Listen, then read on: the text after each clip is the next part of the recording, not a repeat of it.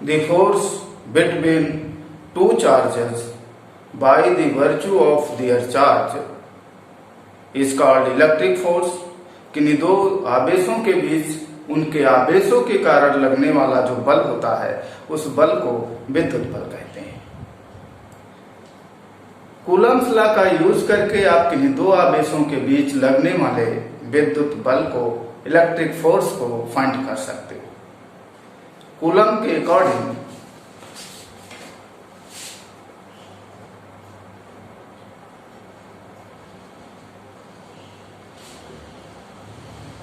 Coulomb's के according किन्हीं दो पॉइंट चार्जेस के बिटवीन, सपोज कर लिया ये फर्स्ट चार्ज है Q1 और इस Q1 चार्ज से दूसरा charge Q2 small r distance पर प्लेस है, तो ऐसे में इन दोनों के बिटवीन इलेक्ट्रिक फोर्स एक्ट करेगा। वो इलेक्ट्रिक फोर्स क्या होगा वो कूलम के नियम से आप फाइंड कर सकते हो। और इस लॉ के अकॉर्डिंग इनके बिटवीन जो फोर्स एक्ट करेगा उसका जो मैग्नीट्यूड होगा वो डायरेक्टली प्रोपोर्शनल होगा अमाउंट ऑफ चार्जेस के प्रोडक्ट के मैग्नीट्यूड के। ये तो फर्स्ट पॉइंट था। सेकंड में ये कहा गया कि ये इनवर्सली प्रोपोर्शनल भी होगा to the square of the distance between the charges यानी 1/r²। ये दो बातें उसमें कूलम्स लॉ में डिस्क्राइब की गई। अब इन दोनों पॉइंट्स को अगर आप एक साथ लाते हो तो आपको एक इंपॉर्टेंट रिजल्ट मिलता है F directly proportional to mod of Q1 Q2 upon r²। अब यहाँ प्रोपोर्शनलिटी को अगर आप हटाते हो तो प्रोपोर्शनलिटी कांस्टेंट आएगा और यहाँ पर जो प्रोपोर्शनलिटी कांस्टेंट आता है वो डिपेंड करता है to the medium in which charges are placed. जो ये चार्जेस जिस मीडियम में प्लेस किए गए होंगे उस मीडियम पर डिपेंड करता है।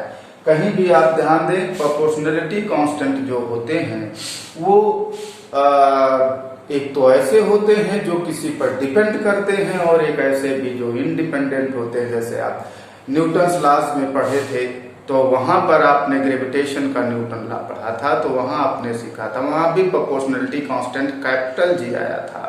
बट कैपिटल जी वहां पर आप ध्यान दे तो कहा गया था यूनिवर्सल ग्रेविटेशनल कांस्टेंट जिसकी वैल्यू इंडिपेंडेंट जो है किसी पर भी डिपेंड नहीं कर रही थी। ठीक, वो कंप्लीटली इंडिपेंडेंट थी, इसीलिए उसे यूनिवर्सल ग्रेविटेशनल कांस्टेंट नाम दिया गया था। लेकिन यहाँ पर जो प्रोपोर्शनलिटी कांस्टेंट आएगा that depends to the medium in which charges are placed. तो अगर उस पर डिपेंड करेगा तो हमें डेफिनेटली मीडियम की बात करनी होगी। उस कांस्टेंट्स को जो हम यहाँ अप्लाई करेंगे उसे लिखने से पहले तो अगर हम कंसीडर कर ले कि भाई जो मीडियम है वो मीडियम अगर मैं अभी लिख दे रहा हूं कि भाई एयर है या फिर फ्री स्पेस है। फ्री स्पेस मीन्स वैक्यूम, या तो फ्री स्पेस है या फिर एयर है, हम अपनी तरफ से अभी लेकर मानकर चल रहे हैं। तो ऐसे में ये जहां जो प्रोपोर्शनलिटी कांस्टेंट आएगा वो बताया गया कि ये होगा 1/4 pi epsilon not mod of Q1 Q2 upon r²।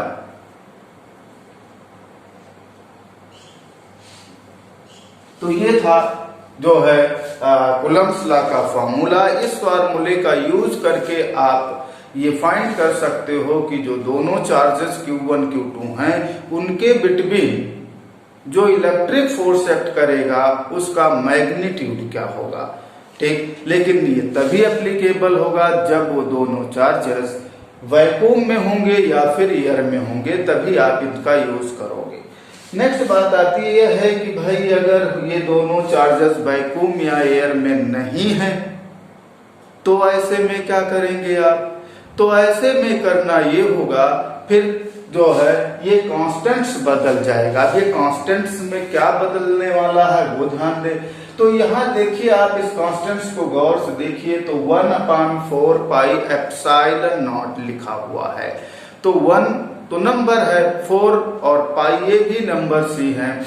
तो यहाँ पर जो एप्सिलॉन नॉट टर्म है यही रिलेटेड था किससे, वैक्यूम या फ्री स्पेस से रिलेटेड था।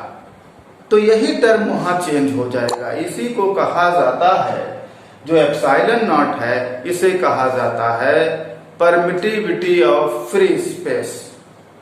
इसे क्या कहते हैं, यहां पर जो एप्सिलॉन नॉट है इसी को कहा जाता है परमिटिविटी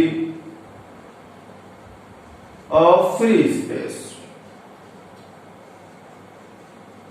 अब अगर मीडियम फ्री स्पेस या एयर नहीं है तो यही चेंज हो जाएगा।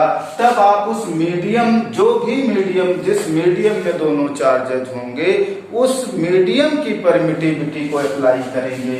यानी कि अगर मीडियम कोई और है वैक्यूम और एयर के अलावा, तो ऐसे में एप्सिलॉन नॉट की जगह आप एप्सिलॉन का यूज करोगे और एप्सिलॉन क्या कहा जाएगा, permittivity of that medium in which charges are placed. ठीक, तो यहाँ पर फॉर अदर मीडियम अगर हम बात करें तो फिर ऐसे में ये फार्मूला कन्वर्ट हो जाएगा F equal to 1/4 pi epsilon mod of Q1 Q2 upon R square. इस फॉर्मूले का यूज करेंगे अगर मीडियम हमारा एयर या फिर फ्री स्पेस नहीं है, तो इस फार्मूले का यूज किया जाएगा to find the magnitude of electric force between the charges Q1 and Q2। ठीक है, लेकिन अब जो ये सेकेंड फार्मूला मैंने लिखा, इस फार्मूले को बहुत से राइटर्स जो भी फार्मूला अटेन किया गया उसमें थोड़ा सा मॉडिफाई करते हैं। उसे कैसे किया जाता है, वो मॉडिफिकेशन कैसे आएगा, उसके लिए एक टर्म डिफाइन किया गया।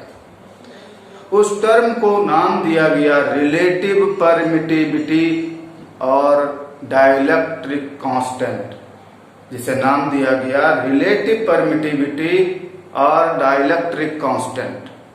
क्लियर? तो यहां देखिए रिलेटिव परमिटिविटी या डाइलेक्ट्रिक कांस्टेंट कैसे डिफाइन किया गया। इसे तो लिखा गया सबसे पहले एप्सिलॉन आर से रिलेटिव परमिटिविटी, और कुछ लोग जो डाइलेक्ट्रिक कांस्टेंट लिख रहे हैं उसे उन्होंने इसे कैपिटल के से लिखा। यानी आप कहीं भी किसी भी बुक में अगर एप्सिलॉन आर लिखा हुआ है या फिर के लिखा हुआ है तो सेम चीजें होंगी। ठीक, कुछ लोग रिलेटिव परमिटिविटी से बोलेंगे, कुछ लोग डाइलेक्ट्रिक कांस्टेंट बोल रहे हैं। तो देखिए ये डिफाइन कैसे किया गया। ये कहा गया कि जिस भी मीडियम का रिलेटिव परमिटिविटी या डाइलेक्ट्रिक कांस्टेंट फाइंड आउट करना है, उस मीडियम के परमिटिविटी को फ्री स्पेस की परमिटिविटी से डिवाइड कर दीजिए। यानी कि आप कह सकते हो कि रिलेटिव परमिटिविटी या dielectric constant is the ratio of the permittivity of free medium to the permittivity of free space.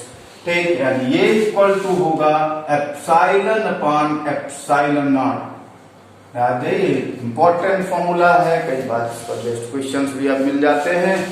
कभी भी आपको रिलेटिव परमिटिविटी किसी मीडियम की फाइंड आउट करनी है तो आपको करना क्या होगा, उस मीडियम की परमिटिविटी को फ्री स्पेस की परमिटिविटी से आपको डिवाइड करना होगा। Then this ratio gives relative permittivity of the medium और dielectric constant of the medium. तो यहां अगर इसे हम जो है यूज करते हैं, then we get epsilon equal to K epsilon naught. Clear? यहां पर हमें क्या मिल रहा है, epsilon equal to K epsilon naught, और इसी को फार्मूले में लोग मोस्टली यूज कर देते हैं। तो जो भी मैंने अदर मीडियम के लिए फार्मूला अटेंड किया था, अभी आप देखिए वो ये था, electric magnitude of electric force between the two charge equal to 1/4 pi epsilon into mod of Q1 Q2 upon R square. इसको ट्रांसफॉर्म कर देते हैं, एप्सिलॉन की वैल्यू यहाँ पुट करके देखें जो है ये क्या आने वाला है, 1/4 पाई एप्सिलॉन की जगह हम यहाँ प्लेस कर देंगे के epsilon not mod of Q1 Q2 upon R square. तो अब ये फार्मूला जो है बहुत ज्यादा यूजफुल हो गया। यहाँ पर ध्यान दें, के को कहा जाएगा dielectric constant of the medium in which charges are placed, जिस मीडियम में चार्जेस प्लेस्ड रहे होंगे उसी मीडियम की का डाइलेक्ट्रिक कांस्टेंट कहा जाएगा, या आप रिलेटिव परमिटिविटी भी उसे बोल सकते हैं।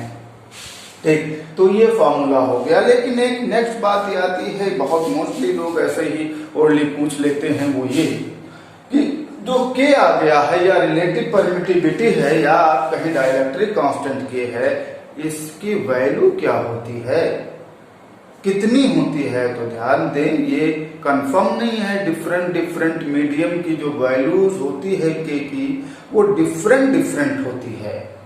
ठीक, लेकिन हाँ, इसकी रेंज को बताया जा सकता है कितना तक होगा, तो वो आप पता कर सकते हैं, जान सकते हैं। तो के की वैल्यू जो होती है वो हमेशा मोर देन 1 या लीस्ट में 1 होगी, 1 से ज्यादा ही होती है। कभी के की वैल्यू या रिलेटिव परमिटिविटी एप्सिलॉन आर की वैल्यू कभी भी 1 से कम नहीं होती। यानी ये बात इंपॉर्टेंट है और आप ध्यान दें, क्या चीज है ये, इसमें ये कहा गया कि जो है परमिटिविटी होगी एप्सिलॉन आर और कैपिटल के, ये ग्रेटर देन और इक्वल टू 1 होता है, कभी लेस देन 1 नहीं होता। हमेशा के की जो वैल्यू होती है वो ग्रेटर देन और इक्वल टू 1 होता है, कभी भी 1 से कम नहीं होता। अब ठीक है, अगर के की वैल्यू एक लीस्ट वैल्यू की बात करें तो 1 होता है, तो ये लीस्ट वैल्यू जो 1 है वो कौन से मीडियम की होगी? भाई अगर आप रेंज बता रहे हो, मैं कह रहा हूं कि इसकी जो रेंज है वो 1 लीस्ट वैल्यू है और बहुत उससे ज्यादा कुछ भी हो सकता है, यानी कि इनफाइनाइट भी हो सकता है। तो 1 टू इनफाइनाइट कुछ भी हो सकता है। तो लीस्ट वैल्यू जो 1 है वो किस मीडियम के करस्पॉन्डिंग है? तो नोट कर लें, के इक्वल टू जो 1 होता है ये किसके लिए होता है? फॉर एयर और फ्री स्पेस, यानी वैक्यूम के लिए, चाहे कहें या फ्री एयर के लिए के की वैल्यू जो होती है वो 1 होती है। नेक्स्ट चलिए, अपर लिमिट इनफाइनाइट थी, तो इनफाइनाइट किसके लिए होता है?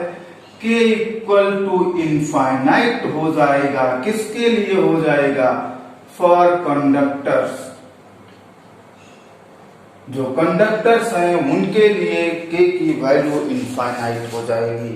ठीक, यानी कि अगर दो कोई कंडक्टर्स है, उस कंडक्टिंग मीडियम के इनसाइड अगर 2 चार्जेस प्लेस किए गए हैं तो ऐसे में उनके बिटवीन कोई भी फोर्स नहीं होगा, क्योंकि के की वैल्यू इनफाइनाइट होगी और 1 upon इनफाइनाइट 0 हो जाता है, यानी कोई फोर्स एक्ट नहीं करेगा। ऐसा कैसे हो सकता है? प्रैक्टिकली ऐसा हो सकता है, जब आप कंडक्टर पढ़ेंगे तो वहां समझ पाएंगे, क्योंकि कंडक्टर के मटेरियल के अंदर कोई भी चार्ज आप एग्जिस्ट नहीं करता, और जो भी चार्ज वहां पर होता है वो कहाँ जाता है? सरफेस पर डिस्ट्रीब्यूट हो जाता है।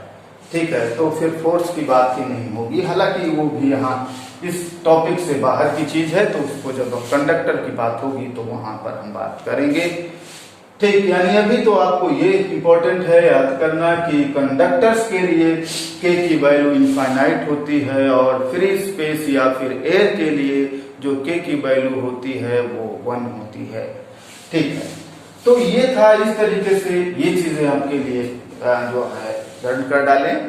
नेक्स्ट पॉइंट इसमें ये आता है कि ठीक है भाई, अभी मैं कह रहा हूं कि चाहे ये 1/4 पाई एप्सिलॉन नॉट हो या 1/4 पाई के एप्सिलॉन नॉट हो, ये एक्चुअल में कांस्टेंट की जगह पर ही आ रहा था। कोई भी मीडियम अगर है तो उसके लिए तो कांस्टेंट, अगर हम मीडियम चेंज करेंगे तब वो भाई उसकी वैल्यू चेंज हो जाएगी, लेकिन अगर मीडियम नहीं चेंज करें तब तो कांस्टेंट है ना, और अगर कांस्टेंट है तो इसकी वैल्यू क्या होगी? ठीक है, आप सबकी तो नहीं बता सकते कि डिफरेंट मीडियम की डिफरेंट होगी, लेकिन आप देखिए इतने की तो बताई जा सकती है 1/4 पाई एप्सिलॉन नॉट की क्या वैल्यू, क्योंकि ये तो कंफर्म है ना, फ्री स्पेस की है या वैक्यूम एयर की है, ये तो कंफर्म है। तो अगर ये कंफर्म है तो इसकी भी वैल्यू कंफर्म बताई जा सकती है, वो क्या होगा? तो ये न्यूमेरिकल करते समय इसकी जरूरत पड़ेगी, तो ये भी आपको याद रखना है कि 1/4 पाई एप्सिलॉन नॉट की जो वैल्यू होती है that is equal to 9 × 10⁹ newton metre square पर कूलम स्क्वायर। ये इस कांस्टेंट की जो वैल्यू है 1/4 पाई एप्सिलॉन नॉट की जो वैल्यू होती है वो ये होती है।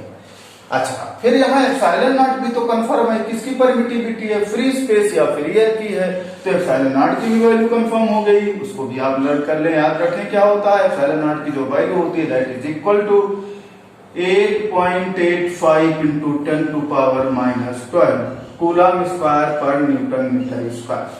तो ये वैल्यूज आपको न्यूमेरिकल्स में हेल्प करेंगी, इसलिए आप इसे याद कर डालें।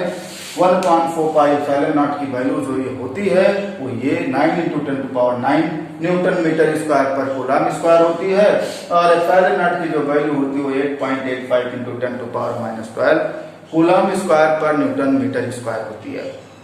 ठीक है, अब नेक्स्ट इसमें एक और बात ध्यान दें, जैसे हम बात कर रहे थे शुरू में कि जो इलेक्ट्रिक फोर्स है वो एक्चुअल में क्या है, वेक्टर क्वांटिटी होती है। फोर्स हमेशा वेक्टर क्वांटिटी है, तो वेक्टर क्वांटिटी है तो इसमें डायरेक्शन की बात आएगी। अब चूंकि हम बात कर रहे हैं दो चार्जेस के बिटवीन फोर्स की, अब कोई दो चार्ज है तो आप बहुत लोग क्लासेस से पढ़ रहे हो कि फिर दो चार्जेस हैं तो या तो लाइक चार्जेस होंगे या तो फिर अनलाइक चार्जेस होंगे।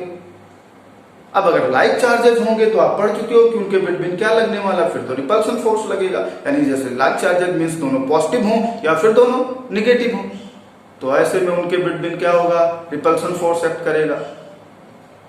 और अगर अनलाइक होंगे यानी एक पॉजिटिव हो तो एक निगेटिव हो, तो ऐसे में अनलाइक चार्जेस होंगे कहे जाएंगे वो। और अगर अनलाइक चार्जेस होंगे तो उनके बिटवीन आप पढ़ चुके हो अट्रैक्शन फोर्स एक्ट करेगा। ठीक, तो यहां पर हम जो है चलिए फार्मूले तो मैंने बता दिए, लेकिन हमने तो अभी कहा था ये मैग्नीट्यूड फाइंड करने के फार्मूले हैं। तो कुछ लोग ये इस फार्मूले में थोड़ा मॉडिफिकेशन करते हैं, वो कह देते हैं, जरा देखिए कैसे मॉडिफाई करते हैं। वो लोग ये कह देते हैं कि भाई Q1 इंटू Q2 की बात कर रहे हैं, तो Q1 और Q2 का प्रोडक्ट ही तो लेना है हमको। तो अगर दोनों लाइक चार्जेज होंगे Q1 और Q2 यानी दोनों प्लस होंगे या दोनों माइनस होंगे, तो अगर दोनों प्लस होंगे तो प्लस इंटू प्लस प्लस ही आएगा, अगर दोनों माइनस होंगे तो माइनस इंटू माइनस दोनों माइनस आएगा। तो वो लोग मॉड नहीं लिखते, तब ये कह देते हैं कि जो है जो फार्मूला होगा इन सब दोनों में मिला के कंक्लूजन में ध्यान दें, तो यह इक्वल टू डायरेक्टली ये फार्मूला लिख देते हैं 1/4 pi epsilon not Q1 Q2 upon R square, और अगर मीडियम कोई और भी है तो एप्सिलॉन नॉट की जगह के एप्सिलॉन नॉट पे पुट कर देंगे। ये जनरल फार्मूला होगा। अब इस फार्मूले में देखिए हमने मॉड अप्लाई नहीं किया है, कुछ लोग ऐसा नहीं लिखते हैं, मॉड अप्लाई नहीं करते हैं, तो आप उसको भी समझ पाए कि क्या होने वाला है। तो अगर मॉड नहीं अप्लाई किया गया है और ऐसे ही लिख दिया गया, तब वो लोग जानते हो क्या कहते हैं, वो ये कहते हैं कि अगर ये Q1 Q2 दोनों लाइक होंगे तब तो ये प्लस आने वाला है, यानी ये जो राइट साइड है वो पॉजिटिव आएगा। अगर दोनों ये अनलाइक चार्जेस होंगे तो right side Q1 into Q2 करोगे, एक प्लस एक minus, plus into minus equal to minus हो जाएगा, तो ऐसे में ये राइट साइड निगेटिव आने वाला है। तब वो लोग ये बोलते हैं कि जो अट्रैक्शन फोर्स होता है वो निगेटिव नेचर का होता है और जो रिपल्सन फोर्स होता है वो पॉजिटिव नेचर का होता है। यानी इस फार्मूले को अप्लाई करने पर, अगर इस फार्मूले को आपने अप्लाई किया और आपने कैलकुलेट किया कि F इक्वल टू पॉजिटिव आ गया, तो इसका मीनिंग क्या हुआ, इसका मीनिंग ये हुआ कि कौन सा फोर्स होगा, रिपल्सन फोर्स होगा। ठीक, और अगर दूसरी बात यह हो सकती है कि F इक्वल टू अगर निगेटिव आ गया तो इसका मीनिंग क्या हुआ, अट्रैक्शन फोर्स होगा। ठीक, यानी रिपल्सन फोर्स को हमेशा पॉजिटिव लिखा जाता है और अट्रैक्शन फोर्स को निगेटिव लिखा जाता है। लेकिन जब भी फोर्स की मैग्नीट्यूड की बात आएगी, जो मैंने अभी पहले लिखा था यहां पर इस फार्मूले में, तब ना पॉजिटिव लिखा जाएगा ना निगेटिव लिखा जाएगा, क्योंकि मैग्नीट्यूड किसी भी वेक्टर क्वांटिटी का निगेटिव नहीं होता। क्लियर, ध्यान दें, किसी भी वेक्टर क्वांटिटी, वो चाहे फोर्स हो चाहे और कोई हो, किसी भी वेक्टर क्वांटिटी का मैग्नीट्यूड नेगेटिव नहीं होता। यहाँ पर अगर आपने इस फार्मूले को अप्लाई मॉड नहीं अप्लाई किया है और डायरेक्टली सॉल्व किया है और यह आपका पॉजिटिव आ गया, तो उसका मीनिंग ये हुआ कि दोनों चार्जेस के बिटवीन रिपल्सन फोर्स एक्ट करेगा, और अगर नेगेटिव आ गया तो उसका मीनिंग ये हुआ दोनों चार्जेस के बिटवीन अट्रैक्शन फोर्स एक्ट करेगा। जैसे एग्जांपल ले लें, जैसे मैंने कहा F इक्वल टू इस केस में फर्स्ट +2 न्यूटन आ गया, तो इसका मतलब ये हुआ कि दोनों पहला चार्ज दूसरे पे 2 न्यूटन का रिपल्सन फोर्स लगाएगा और दूसरा चार्ज फर्स्ट पे 2 न्यूटन का रिपल्सन फोर्स लगाएगा। ठीक, क्लियर है? तो ये चीजें आने वाली। और अगर नेगेटिव आ गया तो इसका अट्रैक्शन लगाएगा। सिंपल सी ये बात होगी।